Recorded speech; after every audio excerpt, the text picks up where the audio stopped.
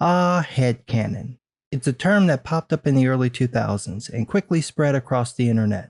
It basically means a fan's personal interpretation of a work, either the person concluding certain plot points, thinking some characters are in relationships, claiming what a particular act or scene meant, that sort of thing.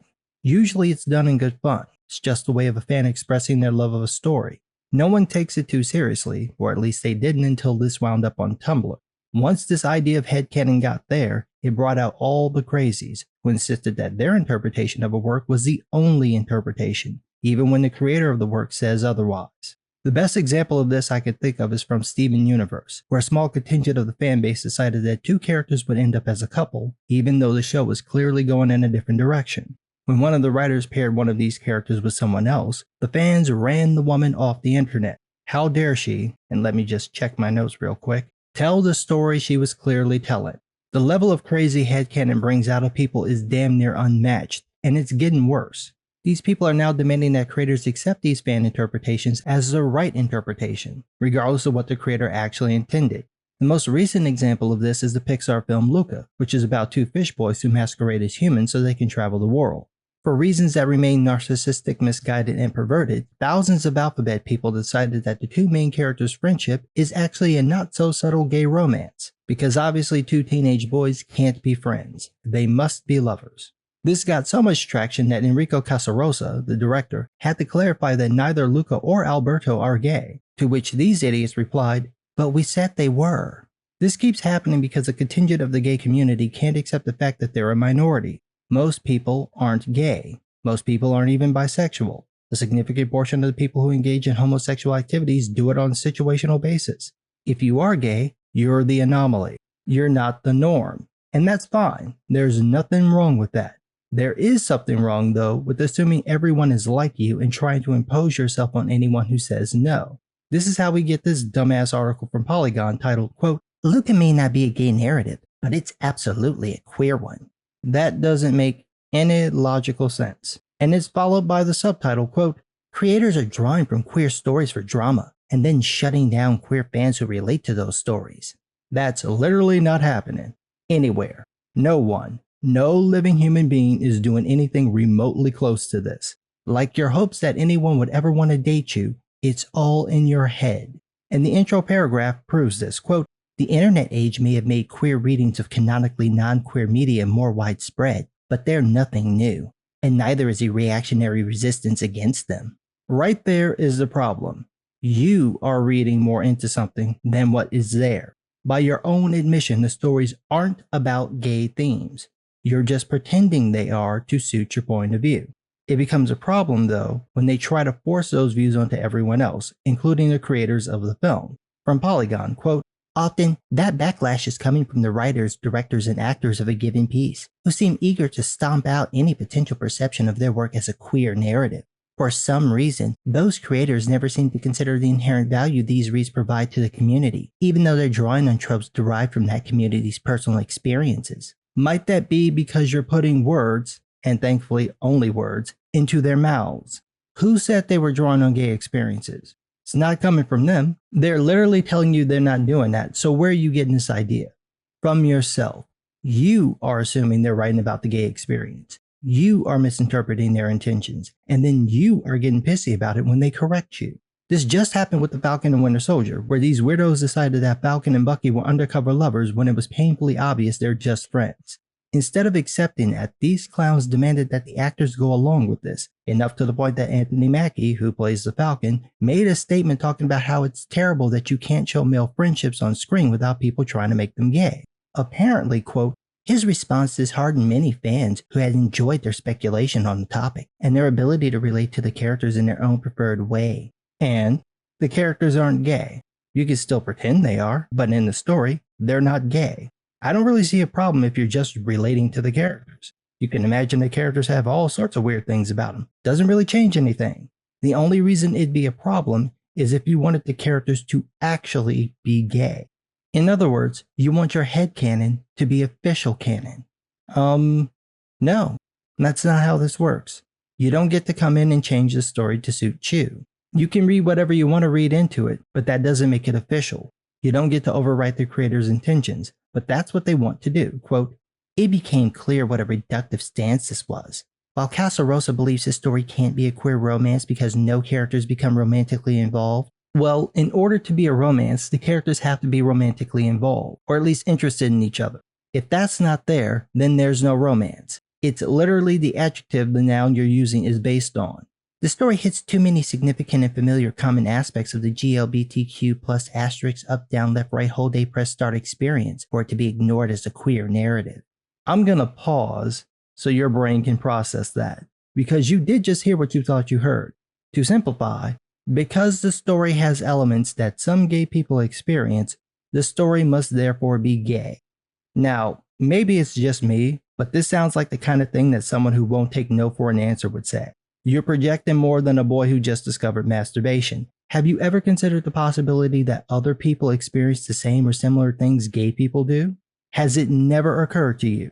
At all? Do you really think gay people are the only ones who have to come to terms with their own identities, or were told others won't accept them, or feel like they're being held back from being their true selves? These are universal feelings held by just about everyone. You're reading them as gay because that's your life experience and obsession, but others will read this as leaving their religion, breaking free of their controlling parents, overcoming bullies, dealing with abuse, and so on. The reasons movies like Luca resonate with so many people is because the themes are so common in everyone's lives. You read Luca's story as, quote, Luca finally coming out of the water for the first time, but everyone else catches the nod to the saying a fish out of water and understands this as a coming-of-age story. All the elements that are being read as gay themes happen to other people, from there being a place to stamp down anyone who gets out of line to someone turning on an outcast and siding with the mob while pretending not to be an outcast themselves. This is all over fiction, and not a single one of these things is unique to the gay experience. Everyone experiences something like this to different degrees. That's why, quote, it seems strange that Casarosa could unintentionally lay out such a direct blow-by-blow metaphor for so many common queer experiences. That's because you're gay. So you're misinterpreting what he did as being specifically about being gay when it's clearly not about that, and also easily applies to dozens of other experiences. You're the one in denial, not Casarosa. It seems stranger still that he would deny that reading of the film, telling viewers who see the parallels that they are wrong. Why? They are wrong. The boys aren't gay. You can read it however you want, but it's painfully clear they're not gay. Not for each other, not for anyone else, they're just friends. While he has suggested that Luca is a story about the type of friendship that can, quote, push you into change, push you into finding yourself, the movie clearly contains enough direct parallels to specifically GLBTQ plus asterisks up down left right whole day press start experiences that a queer reading of the film is just as viable. No, it doesn't. That's you not taking no for an answer. You asked him what his intentions were. He told you, and now you're insisting that he can't know that's not what he intended if he never tried it. You don't get to decide what his intentions were, and you don't get to pitch a fit when you find out you're wrong.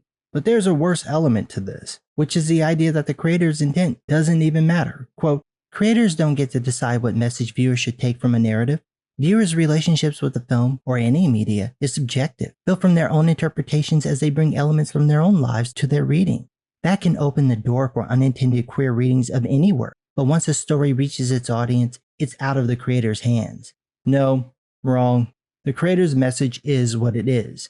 If you decide to ignore it or read it a different way or add to it, that's you. But you don't get to change the creator's intention to suit you. C.S. Lewis was driven by his faith, so the Chronicles of Narnia has overt Christian themes throughout the stories. I can read those stories and find parallels of lots of different theories Lewis would completely reject, and it's fine for me to do that as long as I don't claim that any of those are actually what he meant to do, which is what you're doing. You're not just saying that if you close an eye and don't use your brain at all, Luca can be seen as a gay allegory. You're saying that it is a gay allegory, even when the director explicitly says that's not the story he's telling. That kind of warped thinking is a complete disrespect of the creator and his work. You're twisting his story instead of letting his story be what it is, and then claiming that he doesn't even know what motivated him. Quote, crucially, creators aren't always fully aware of the layers of experience they're mining, or what their work may be representing to any given audience. Yeah, that's bullshit. Casarosa said that he based the story on his own childhood, and even named one of the characters, Alberto, after his best friend. That kind of makes the story a heavily fictionalized memoir. So now you're telling him what his own life experience was because you want everything to be gay. And if you're wondering how crazy this gets, we have an example. Quote, players read a trans narrative into the game Celeste, and some became frustrated that the creators would not confirm or deny the protagonist's gender identity. That would imply that the character's sex was meant to be ambiguous, for whatever reason, and y'all badgered the creators to demand that they make the characters conform to what you wanted. Apparently, one of the creators later revealed that he was trans, he's biologically male, and then claimed the character was trans too. In that situation, it's possible that the person did put the subtext there in an effort to deal with being trans, and then once he saw that people accepted it, decided to come out. That's one example out of dozens of stories where you self-absorbed snowbodies project your life experiences onto a story and then demand your headcanon be made canon. Then, as if to prove my friend right that if you let people talk long enough, they'll eventually tell you what they're really about, we get this, quote, cisgender heterosexual people grow up being able to project themselves onto everyman characters in almost all media. They're not projecting themselves onto the characters. They're applying the characters' experiences to their own lives. They're asking, what would Jesus do? While you're asking, if I was Jesus, what would I do? You're treating this as a one-for-one replacement when most of the time that's not what's happening. The same with this, quote, seeing themselves represented this way is part of the development and learning about their place in the world. On some level, it tells them that they're accepted. Nope, that's not what's happening. What it tells them is that they're not alone. Other people go through the same or similar thing. But it's interesting that you go to the accepted line because that's what this is really about. You're the odd one out, and you don't want to be. You want to be the norm. So it's not enough for people to make stories featuring gay characters. No, everything must have gay subtext, because if it does, then it's straight people who are the odd ones out, not you. This is why you get words like cisgender, something no rational person actually uses because no one thinks they happen to identify as the sex a doctor claimed they were. You're trying to other everyone else because you feel like the other, and in the process, you're actually dismissing everybody else's life experiences. The only life experiences that count are yours, and they must be, quote, a ubiquitous possibility across all roles in media. And until then, you're going to keep misinterpreting stories as gay even when they're not. And then, because stupid doesn't like to stop itself, quote, and queer readings of a text don't hurt anyone, except the people who find the concept of being GLBTQ plus asterisk hashtag up down left right whole day press start intrinsically negative, and believe it somehow lessens the media they want to hold strictly to their own interpretations and identification. Says a person stating that they want to hold media strictly for their own interpretations and identification. And you're wrong. Labeling everything gay does hurt people. It hurts the people whose stories are being twisted into something that they're not, so their intentions and meanings are being lost. It hurts the people who interpret and relate to the stories in different ways because they're being told that their readings are wrong because they're not gay. And it hurts gay people because it makes it seem like they can't see past their sexuality, and that they'll project their sexuality and feelings onto others, especially people who tell them they're not gay. You aren't helping anybody, you're making it worse. You don't get to decide what a creator's intentions are. You don't get to tell them how their story should be interpreted. If they decide to accept the audience's reading of their work as the better reading, like Eddie Vedder did with the song Alive, that's fine, but you don't get to tell him what he meant when he wrote the song. His intentions are what they are, and until he changes his mind, that's what they will always be. But they continue to handwave, quote, for Casarosa and anyone else who watches Luca and sees their own experiences reflected in a simple story of two childhood friends, that reading will always be there, and no one can take it away. Except that's exactly what you're trying to do. Think about how we got here. Pixar makes a movie about two best friends, and you decide that instead of it being about friendship, it's really about their budding romance. You get pushback, so you decide to ask the director whether the story was about being gay, and when he says no, you then claim he's wrong. The story is actually about being gay. That's literally the argument you've made this entire article, so no, you can't claim anyone can interpret this story however they want. You're literally telling everyone it's gay and pitching a fit when anyone tells you you're wrong. This is the inherent problem of this so-called queer reading. You're seeing something that isn't there and ignoring what is to an often perverted effect. For example, Luca and Alberto could just as easily be brothers or cousins. The chances of them being romantically interested in a relative is very low, but according to you, the gay subtext is inherently there in all their interactions, meaning that if they were brothers or cousins, you still assume they were gay. But let's say you're right. Let's say the audience's opinion is all that matters. Well, what happens if someone applies this in the reverse? What's to stop people from interpreting gay stories as platonic, familial, or predatory?